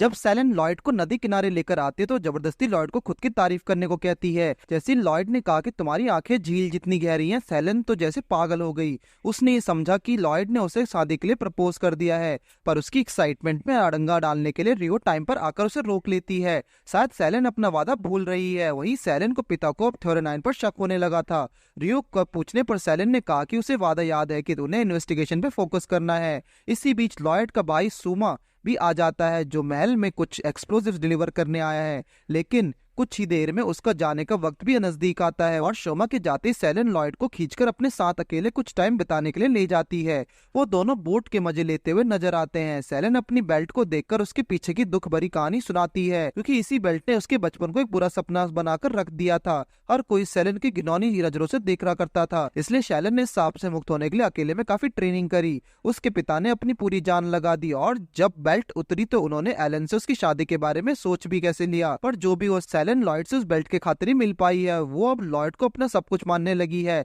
लॉयड ने कहा कि वो सारा जादू खुद नहीं कर सकता, पर हर जादू के पीछे मारी उसके साथ थी। लॉयड को डर है कि वो फुल फ्लेजेड सोल्जर कभी नहीं बन पाएगा, पर वो नहीं जानता कि उसने अनजान में ही सही पर काफी सारे लोगों की मदद की है, जिसका अंदाजा लॉयड को खुद भी नहीं है। जब लॉयड ने कहा कि ये बात उनके बीच सीक्रेट रहेगी तो सेलेन और भी ज्यादा छलने लगी, ये बचकानी हरकतें करते हुए कि कोई उन पर पूरी नजर बनाए रखे है, और मौका देखते कि कोई लॉयड के पास पहुंच जाती है। पर उसने बहाना बनाकर लॉयड की तारीफ करनी शुरू कर दी। लॉयड से उसने कहा कि उसने अपनी मसाज स्किल्स को बेहतर करने की जरूरत है, लेकिन जब लॉयड ने जिद करी तो कोकोई को वहीं पर उस मसाज देनी पड़ी। ये करते वक्त लॉयड भी मजे लेने लगता है कि कोई लॉयड की जैसे ही ज्यादा करीब जाने लगी, सेलेन ने उसे अपना प्रचंड रूप दिखाया। उसके होते हुए कोई अंदर लड़की लॉयड को छू भी कैसे सकती है, पर पलक झपकते ही कोकोई ने भी अपना कमाल दिखाना शुरू कर दिया। लॉयड ने कहा कि फुल मसाज पसंद आई, जिसका फायदा उठाकर कोई वहां से 9-2-11 हो निकलती है। लॉयड को बिना कपड़ों के देखकर सेलेन ने कहा कि क्यों ना एक और वो एक सोना बात ले ले, ताकि उसकी बॉडी और ज्यादा रिलैक्स हो जाएगी। लॉयड के साथ हॉट बात में सेलेन और रियो आ गई, पर सेलेन उसे देखकर काफी नाराज दिखी। साथ ही अचानक अलका ने भी लॉयड पर तोहफा बोल डाला, जिसे सेलेन को अपनी बेल्ट से रोकना पड़ा। असल में अलका मैरी के साथ यहाँ पर आई है। लॉयड नहीं चाहता था कि मैरी यहाँ पर आए। सेलेन एक कदम भी उनमें से किसी को लॉयड की और नहीं लौटाने देती, पर ये क्या कि नॉन सिस्टर्स ने भी ये मौका नहीं छोड़ा। फाइलों को लॉयड के साथ अपना फ्यूचर दिखने लगा है। सेलेन ने अपनी ट्रेंट वाली बात मैरी के साथ करी। अलका को ये सब बातों के बारे में पहले से जानती थी। जल्दी ही कुछ नहीं किया गया तो सब जगह सिर्फ चलते हुए पेड़ ही नजर आएंगे। जिस तरह एलन बेहोश पाया गया था, हो सकता है कि किसी ट्रेंड का ही काम हो। लॉयड कहता है कि उन्हें जल्दी कुछ करना होगा, और इसी के जोश के कारण वो पानी से बाहर आ जाता है। इसे देखते सब लड़कियों की आंखें फटी रह जाती है। फाइलों ने तो उसे अलका को घूरते देख उसे पूल से बाहर ही फेंक डाला। इसी बीच केकाओ भी जंगल में आकर गिरती है, जहाँ उसकी मुलाकात थिनोइन की सेक्रेटरी से होती है, जो कि खुद के एक ट्रेंड है।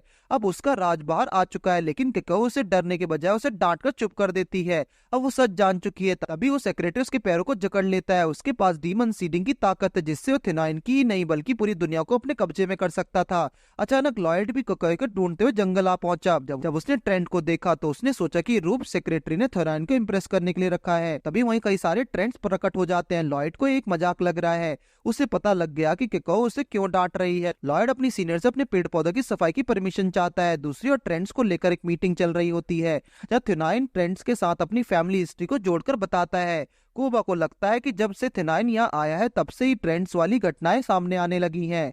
लॉयड ट्रेंड्स को चीटियों की तरह मार डालता है, जिनमें से एक महल की ओर बढ़ने लगता है। उस पर लड़कियों की नजर पड़ती है। सेलेन के पिता को भी थिनोइन पर शक है। उसे लगा कि थिनोइन ने ही लड़किन की फैमिली के साथ मिलकर सब प्लान किया है, और जब उसका सेक्रेटरी मिनोकी अंदर आता है, उसे देख सबका शक यकीन में बदलने लगता है। पर मिनोकी तो थिनोइन को भी खत्म कर देना चाहता है। बाकी लड़कियों ने आकर मिनोकी को रोकने की कोशिश करी, उसे मजा चखाया, लेकिन उसके वार कुछ खास काम नहीं करते। और सेलेन को अपनी बेल्ट और तलवार पर पूरा भरोसा है, पर अपने पिता को ही घायल करवा बैठी है। एलन की आंख खोलते हुए उसे बड़े से मॉन्स्टर को देखकर घबरा जाता है, पर रियो की मदद से उसने बॉम्ब्स को सही इस्तेमाल दुश्मन से निपटने के लिए किया। रियो ने मिनोकी को बर्फ में जमा डाला, जिसे देखकर सबकी आंखों में चमक आ जाई, पर उनकी ये खुशी सिर्फ कुछ ही पलों की थी। सेलेन अपने पिता को आजाद करने के लिए अपनी पूरी ताकत से उनके ऊपर पड़ा पत्थर उठा रही होती है। वो जानती है कि वो उसे लॉयड से दूर रहने को कहेंगे, पर फिर भी सेलेन अपने फादर से काफी प्यार करती है, और मुसीबत के वक्त भी लॉयड को उनकी काम आता है। जमे हुए ट्रेंड को देखकर लॉयड को लगा कि उसकी नई ड्रेस है। मारी ने उसे समझाया कि उन्हें कोर को जल्दी डिस्ट्रॉय करना होगा, जो काम से लॉयड ही ठीक कर सकता है। इतना सुनते ही वो पूरी फुर्ती में मिनोकी की ओर बढ़कर उसे कोर को उसके शरीर से अलग कर दबा कर डालता है, और इसी के साथ ही मिनोकी को अभी खात्मा हो जाता है। और लॉयड का भाई शोमा भी इन सब पर नजर बनाए हुआ है। सोमा ने ही अलका को जमीन में दफनाया हुआ है, ताकि उसे जुकाम से बचाया जा सके।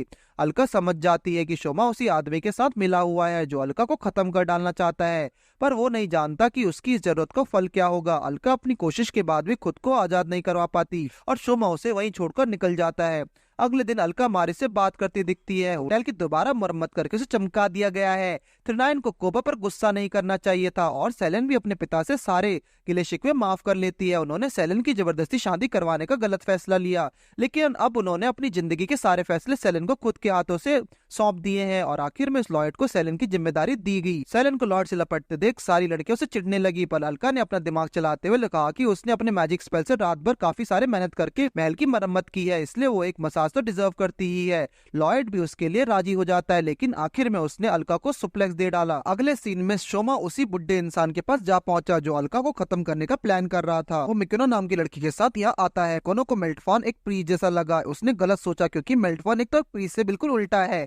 असल में माइक्रोन के प्यार को उससे किसी ने छीन लिया है और वो उस आदमी के खून पीना चाहती है। मेल्टन के कहने पर शोमा ने उस लड़की को एक टॉनिक दिया और कहा कि तुम्हें बेहद शक्तिशाली बना देगा। मिकोना ने भी एक ही सांस में शीशी खाली कर डाली, जिसके पीने के बाद वो एक ट्रेंड में बदलने लगी। ये शक्ति मिकोना की होप को और बढ़ाने लगी। मेल्टन उन लोगों के साथ है जो बदलाव चाहते हैं। उसकी अगली सुबह मैरी उठते ही लॉयड से नाश्ता मांगती है और अपने हाथों से खिलाने को कहती है। सेलेन के होते हुए ऐसा कैसे कर सकती है? लॉयड ने एक कार्ड दिखाकर कहा कि आज उन्हें महल में एक विशाल सांप को पकड़ने के लिए बुलाया है। सरकार चाहती कि उनकी टीम इस समस्या को समाधान करे, पर मैरी लॉयड को किसी खतरे में नहीं देखना चाहती। लेकिन ये क्या, लॉयड तो खुद ही खतरा मोल लेना चाहता है। कुछ देर बाद सभी साथी महल में इकट्ठा हुए और कुछ डरे हुए हैं, मगर सेलेन के लिए तो एडवेंचर लॉयड के साथ एक डेट जैसा है। वो तो पहले से ही अपना जीवन साथी मान चुकी है। कुछ देर बाद उनका स्वागत करने के लिए अजामिका महाराज खुद आ जाते हैं और उनकी बचकानी हरकतें देख सिंडिंग उन्हें वार्निंग देता है। महाराज ने तो बुक में पढ़ा था कि हंसी मजाक करने से राज्य में खुशहाली आती है। सिरी सभी को प्लान समझाते हुए सतर्क रहने को कहती है, क्योंकि गुफा में कई तरह के खतरे होते हैं। मेल्टन को शायद उस स्नेक की सही लोकेशन मालूम है। किसी को पकड़े जाने से पहले ही वो उसे सांप को मार डालेगा। अलका मेल्टन के प्लान के बारे में जानती है और इसलिए हर कदम पर उसका पीछा करेगी। लॉयड को लेकर सेलेन और फाइलो में अभी भी बहस जारी है। वही एलन को अंदर जाने से डर लग रहा है। वो सबके पीछे रहकर चलना चाहता है, पर अब कोई भी बहाना एलन को नहीं बचा सकता। जब मैरी भी लॉयड को पीछे जाने का प्लान कर रही थी, तब अलका ने उसे पकड़ लिया और उसे पास के किसी डंगन के बारे में पूछने लगी। वहाँ उसका पुराना साथी जो आने वाला है। मैरी इससे पहले कुछ कहती, अलका ने उसे पकड़ा और उड़ाकर ले गई। गुफा में फाइलोन रियो से कुछ कन्फेस करना चाहती है, वो भी मिशन के बीच में। सेलेन और वो जानना चाहते कि रियो के मन में भी लॉयड की घंटियां नहीं बजती हैं। वो काम के बीच में ही उसे एक शांत जगह लेकर जाते हैं, पर रियो तो कुछ बोलने को तैयार ही नहीं है। इससे पहले वो कुछ बता पाती, सुरंग में एक तेज धमाका होता है जिससे सबका ध्यान उसकी तरफ चला जाता है। असल में ये धमाका मैरी और अलका की एंट्री का है। अलका के शॉर्टकट्स मारने की काफी शौक है। अलका चलते हुए मैरी के कमरे में पहुंचती है, जहाँ वो माइक्रोना को पेड़ों के बीच में फंसा देखकर डर गई। मैक्रोना कहते कि वो बदला चाहती है, वो भी लॉर्ड बेलेडोना से, वो भी इसलिए क्योंकि लॉर्ड ने उसके साथी को उससे छीना है। उसकी बातें सुनकर मैरी के मन में गलत ख्याल आने लगते हैं और अचानक माइक्रोना मैरी पर हमला बोल देती है। वो जानती है कि लॉर्ड उसे बचाने के लिए जरूर आएगा। इस अचानक हमले की वजह से मैरी को माइक्रोना की दिमागी हालत पर शक होने लगता है। उसके हिसाब से पेड़ों की जड़ें उसके दिमाग तक पहुंच चुकी है, लेकिन ये जानने में ज्यादा टाइम नहीं लगता है क्योंकि माइक्रोना भी एक ट्रेंड बन चुकी है। तभी धमाके के पीछे करते हुए लॉयड भी वहाँ जाना चाहता है। माइक्रोना का निशाना मैरी नहीं लॉयड है, पर अब तो बात लॉयड की मालकिन मैरी की है, तो भी वो पीछे हटने वाला नहीं है। थोड़ी बहुत धमकी देने के बाद माइक्रोना सीधा लॉयड पर हमला करने लगती है और आज उसने लॉयड की शक्ति का नमूना भी चख लिया। माइक्रोना के पास ट्रेंड का बेशुमार ताकत तो है, लेकिन लॉयड के लिए उसे और ताकत की जरूरत है। उन दोनों के बीच एक जंग शुरू हो जाती है और कुछ हमलों के बाद माइक्रोना को पता चलता है कि लॉयड कुलोन से है, लेकिन ये बात वो पचा नहीं पाती और एक मजाक की तरह लेती है, जिसके बाद सीधा हमला लॉयड पर होता है। वही उसके साथी भी जोर जोर से लॉयड की ओर बढ़ रहे हैं। सिरी और एलन को भी उस आवाज पर अब शक होने लगता है। अपने साथियों को बचाने के लिए लॉयड ने हर एक वार पर अपना ऊपर ले लिया। वो अपने दोस्तों पर एक खरोच भी नहीं आने वाला देगा। उसने कहा कि अब कोई ट्रेंड आए या फिर कोई बड़ा स्नेक उसका सामना करने को पूरी तरह तैयार है। लगता है कि माइक्रोना को इमोशनल बातें पसंद नहीं। उसने पूरी ताकत से गुस्से के साथ लॉयड से मुकाबला शुरू कर दिया। एक ट्रेंड की खूबियों को उसने पूरा फायदा उठाकर लॉयड को मजबूर कर डाला, मगर लॉयड की शक्ति सिर्फ यहीं तक सीमित नहीं थी। आखिरकार लॉयड ने माइक्रोना को दूर दराज फेंक दिया था, जहाँ से वो शायद ही कभी वापस आ पाएगी। पर शायद खतरा अभी टला नहीं होगा। जायंट स्नेक वृत्र ठीक उनके पीछे खड़ा है, लेकिन अचानक उन्हें पता चलता है वृत्र तो काफी मिलनसार किस्म का स्नेक है और वो क्लोन का गार्जियन भी है, जिसका काम मैजिक सील की रक्षा करना है। मगर अलका के साथ उसकी कुछ खास नहीं बनती, क्योंकि अलका उस पर पहले भी कई बार हमले कर चुकी है। अलका ने वृत्ता को स्लाइस कर डाला था और इस बात से वृत्ता पूरी तरह नाराज है। तभी मेल्टन भी उसके बीच आ गया और उसने लॉयड से पूछा कि मैं तुम्हारे कैसा दिखाई दे रहा हूँ, तो लॉयड ने कहा कि बिल्कुल एक डेविल की तरह है। मेल्टन समझ जाता है कि लॉयड ही वो इंसान है जो स्ट्रेंथ पाना चाहता है और वो भी अपने दोस्तों की खातिर, और इसलिए उसने एक सोल्जर बनने का फैसला लिया। मगर इससे पहले कि मेल्टन कुछ कर पाता, अलका भी अचानक से प्रकट हो गई और आते ही मैरी को मारने लगी। शायद उसकी नजर वृत्ता पर नहीं पड़ी। अलका को सामने पाकर वृत्ता अपनी खुंदक निकालने लगा। अभी मेल्टन ने वृत्ता के ऊपर चढ़कर उसे घायल करके मार डाला, ताकि सील का रक्षक खत्म हो जाए और अलका के पास कोई मदद ही ना बचे। ये देखकर अलका खुद को रोक नहीं पाई और उस पर टूट पड़ी।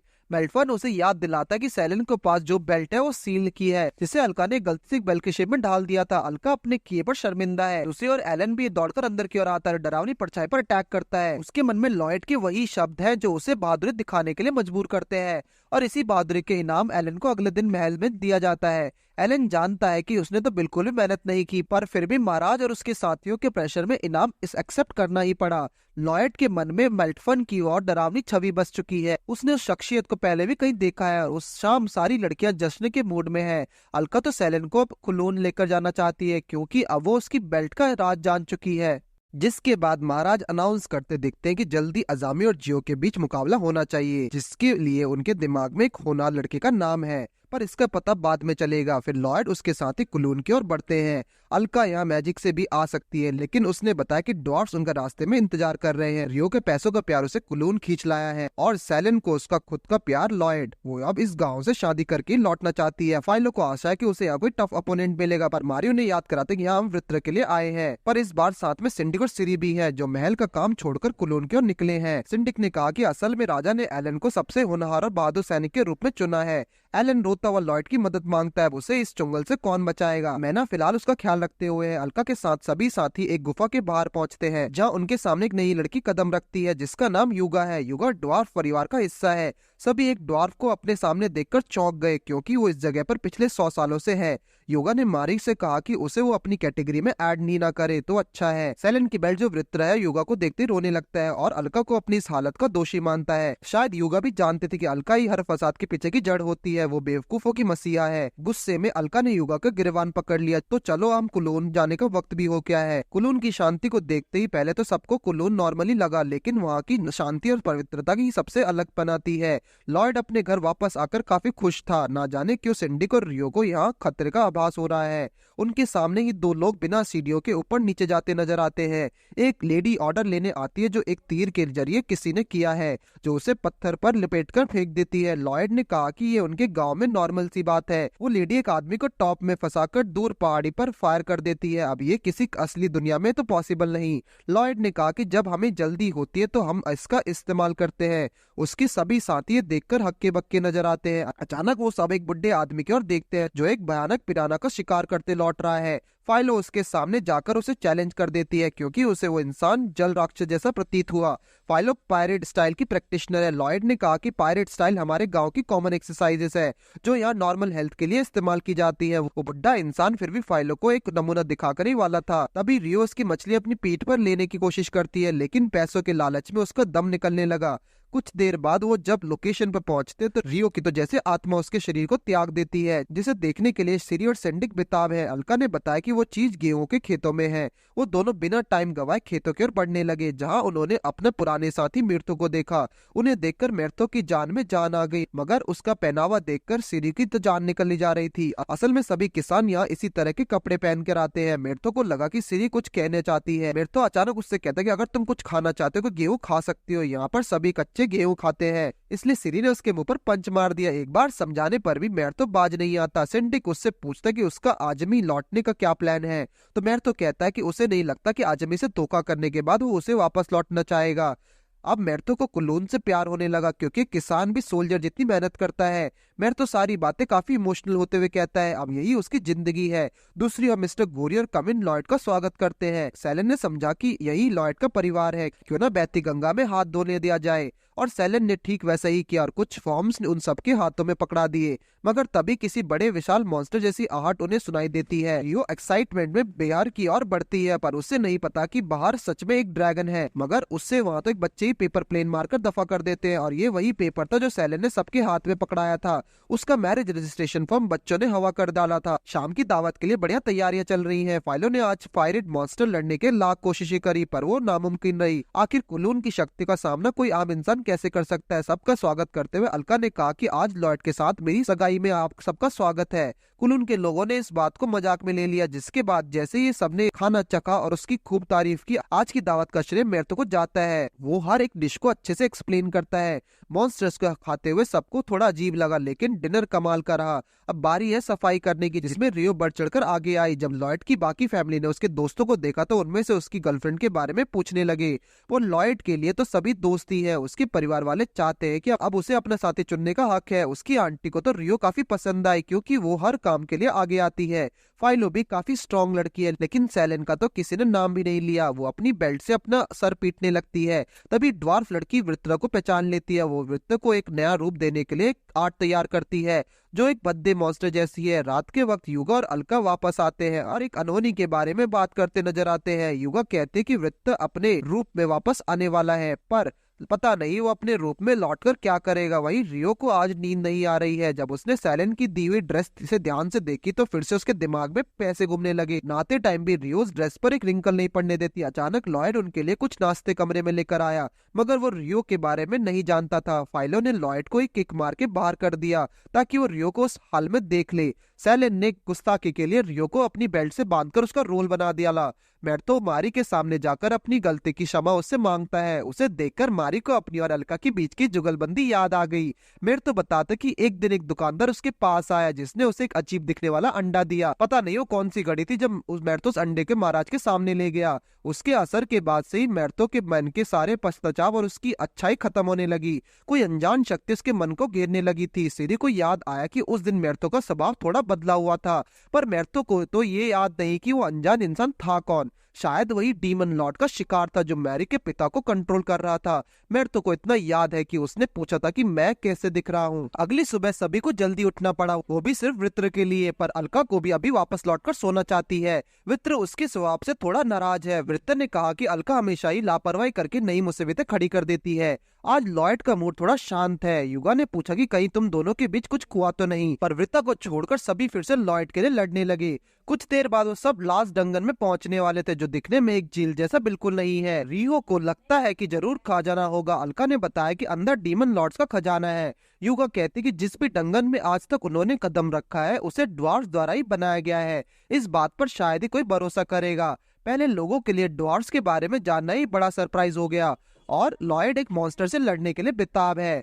अगर अलका को कोई चोट लगी तो वो उसे वित्ता पर ट्रांसफर कर सकती है। युगा के अनुसार एक लास्ट डंगन दुनिया को कंट्रोल करता है। उसी का इस्तेमाल करके अलका जैसी फेरी टेल्स बनाई जाती हैं, पर असल में पूरी कहानी जानने में उन्हें 100 साल लग जाएंगे। मारी ने कहा कि अलका शायद सब कुछ भूल चुकी है। ये सारी मुसीबतें लापरवाही का ही नतीजा है। अगर इसी समय चाबी लगा दी जाए तो सभी डीमन लॉर्ड्स बाहर निकल जाएंगे, और वो चाबी है होली स्वॉर्ड। पता नहीं उसे किसी ने निकाला और वो कहाँ है। सिंडिक जानता है कि होली स्वॉर्ड्स महल में सुरक्षित है। युगा की हंसी पर रियो को शक हुआ। उसने सेलेन से वृत्ता को अलग कर दिया। इस प्रोसेस के लिए सबसे पहले युगा ने मीट के टुकड़े कर लिया और उसे चपटा करके वृत्ता को उस पर लपेट दिया ताकि उसे फ्राई कर सके। युगा की कुकिंग जारी रहती है। रियो से बीच में रोककर मजर बंद करने को कहती है, पर यही असली प्रोसेस है जिसमें उसने अंडे में डालकर सॉस के साथ उबाला जाए। और 3 घंटे बाद जब बर्तन खोला गया तो युगा ने अंडा निकालकर अलका के सर पर चोट मारी, जिसके बाद अलका काफी कमजोर महसूस करने लगती है। इसका ये मतलब ये है क्या अलका लास्ट डंगन से बिल्कुल अलग हो चुकी है। उसके पास अब एक 9 साल की बच्चे का शरीर है, लेकिन दिमाग अब भी उसके पास एक अडल्ट वाला है। सेलेन उसे पीछे से गाली देने लगती है। मारी उससे बदला ले सकती है, लेकिन उसके पास तो आंखों में आंखें डालने की हिम्मत भी नहीं होती। युगा बताती है कि एग्जीबिशन मैच अजामी में शुरू होने वाला है।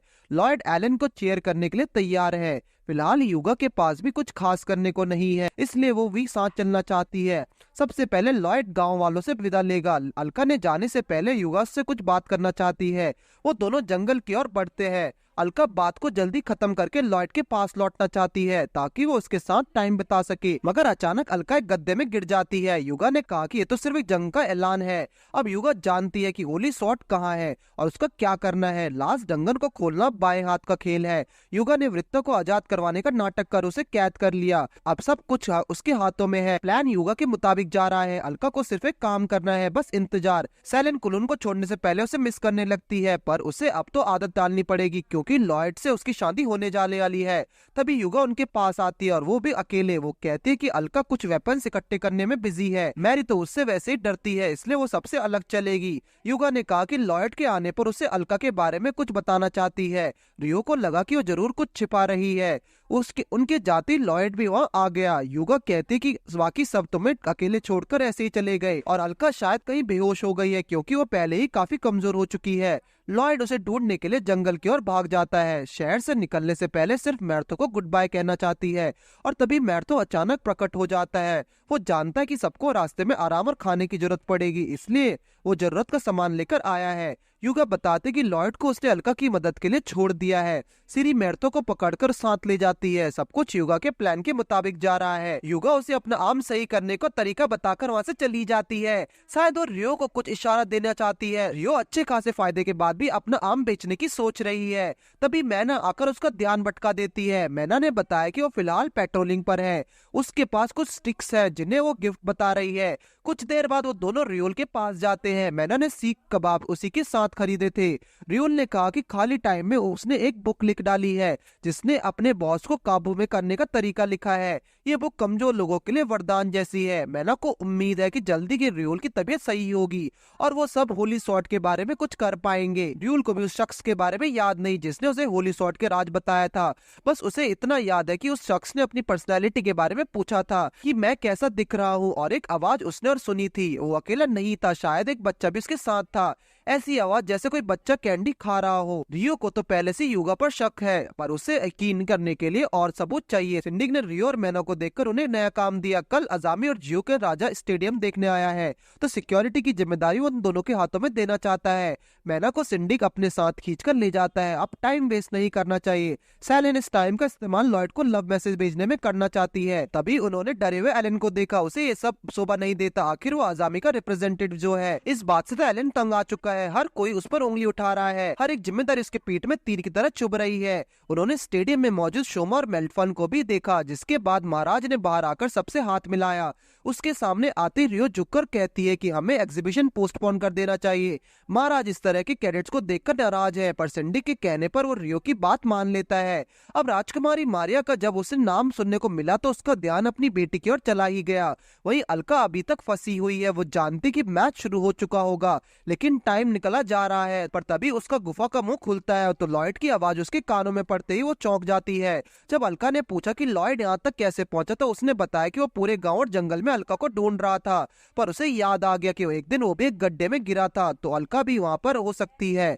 लॉयड के गिरने पर वो काफी डर गया था, पर जब उसे बाहर निकाला गया और उसकी आंखें सबको देखकर भर आई। उसी दिन से उसने एक सोल्जर बनने का फैसला कर लिया। लॉयड खुद को अभी भी कमजोर समझता है और अपनी बहादुरी के किस्से गाना उसके लिए बुज़दिली है। अलका खुशी के मारे उसे गले लगाकर कहती है कि दुनिया के तुम्हारे जैसे सोल्जर की जरूरत है। मेल्टफन के दोनों चमचे अपने प्लान एग्जीक्यूट करने के लिए पूरा दम लगाने की कोशिश में है। युगा कहते हैं कि अब कुलून का गेट बंद हो चुका है, वो वहाँ से आ नहीं सकता और न जा सकता है। मेल्टफन को शक है कि अलका फिर भी वहाँ से बाहर आ सकती है। लॉयड अलका को ले जाते हुए कहता है कि उसने एलन को चीयर करने का वादा किया है, इसलिए टाइम पर पहुंचना जरूरी है। अलका कुछ तरकीब लगाकर लॉयड के साथ अजामी पहुंचने की कोशिश करती है। ये वही पुराना तरीका है जिसमें एक आदमी को टॉप में फंसाकर उड़ा दिया जाता है। महाराज पहले मुकाबले की घोषणा करते हैं जिसमें एलन का मुकाबला एक अनजान सोल्जर से है। जब उसका मुकाबला होता है तो मिकोना को देखकर वहाँ सब चौंक जाते हैं। मिकोना से भला एलन कैसे जीत सकता था। असल में जियो को रिप्रेजेंट करने के लिए मेल्फन अपनी ट्रेंड सिरा को लेकर आया है। उसका कहना है कि दोनों देशों के बीच इस मुकाबले के पीछे दोस्ती है ताकि दोनों शक्तियां एक होकर दुनिया पर राज कर सके।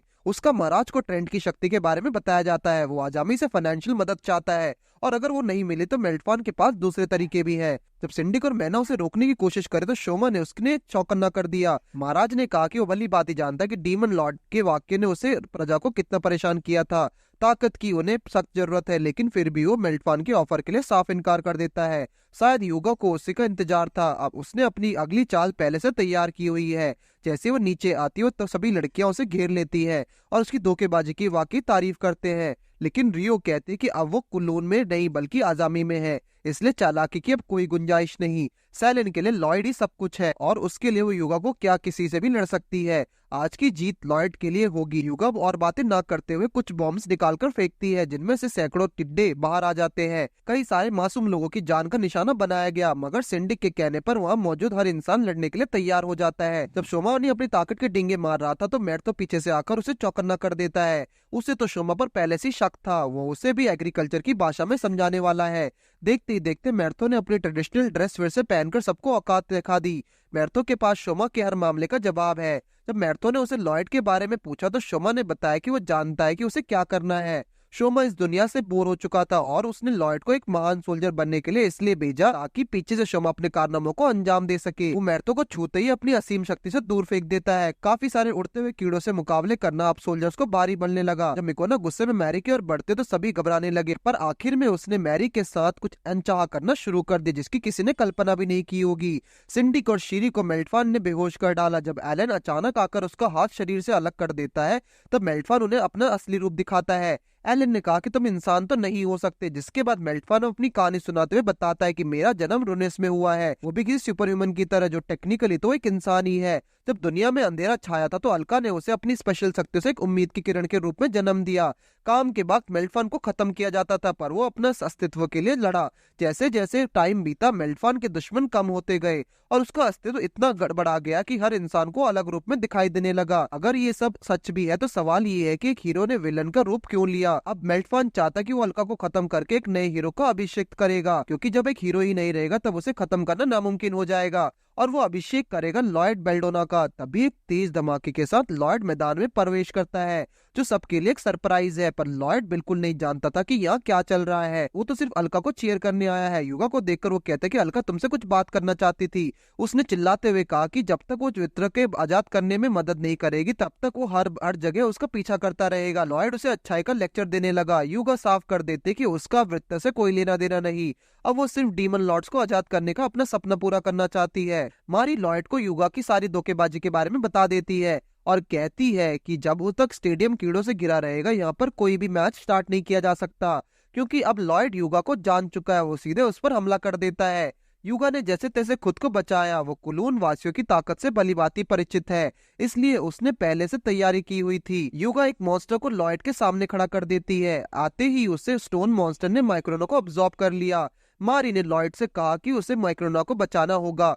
गोलेम के हमले को लॉयड ने आसानी से रोक लिया। जैसे उनके बीच लड़ाई शुरू हुई युगा के हाथों में एक रिमोट दिखाई पड़ा। सैलन की नजर उसी पर है। लॉयड ने किसी तरह गोलेम के हाथ पकड़कर उसे शरीर से अलग कर डाला, पर अगले पल उसने अपनी पूरी बॉडी को दोबारा रीजनरेट कर लिया और लॉयड पर हमला किया। गोलेम पर वार करते हुए लॉयड हर बार माइक्रोना तक पहुंचने में चूक रहा है और कुछ तो सोल्जर्स को करके उसकी कमजोरी को काबू में करना होगा।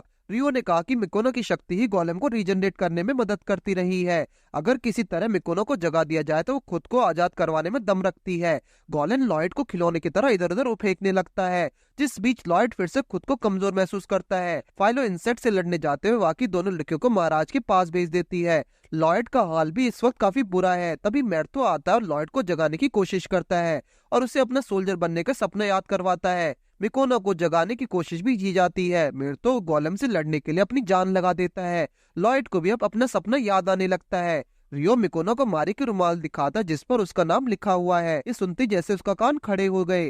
मिकोनो बाहर आते और रुमाल उसके हाथों से छीनकर भाग जाती है।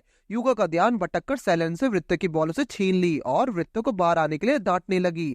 उसने और भी ज्यादा वृत्त को उकसाने के लिए कंफ्यूजिंग बातें करने लगी और ऐसा करने में आखिरकार वो सक्षम होती है। लॉयड ने गुस्से में गोलेम को उठाकर दूसरे कोने पर फेंक डाला और हवा में उसे धूल में बदल डाला। युगा अब काफी डरी हुई दिख रही थी, लेकिन उसके साथ ही काफी खुश नजर आ रहे हैं, जैसे लॉयड उनकी एक्सपेक्टेशन पर खरा उतरा हो। लॉयड शोमा को मेल्टफान के साथ देखकर थोड़ा डर जाता है, पर उन दोनों की खुशी युगा के मन में चिंगारी की तरह चुभ रही है। शायद लॉयड का हीरो बनना ही उनका प्लान था। आसमान से अलका आकर सारे कीड़ों को समेट देती है। उसे देख युगा बोले कि चाहे दुनिया उसे कितनी बार खत्म कर दे वो अपना सपना पूरा करके ही रहेगी। लेकिन अलका ने कहा कि दुनिया ऐसी अच्छी है। उसे कुछ करने से पहले शोमा अलका को उठकर अपने साथ ले आता है, लेकिन मेल्टफन का काम अभी खत्म नहीं हुआ। वो अलका को सबक सिखाने जरूर लौटेगा और इतना कहकर वो तीनों वहां से गायब हो गए।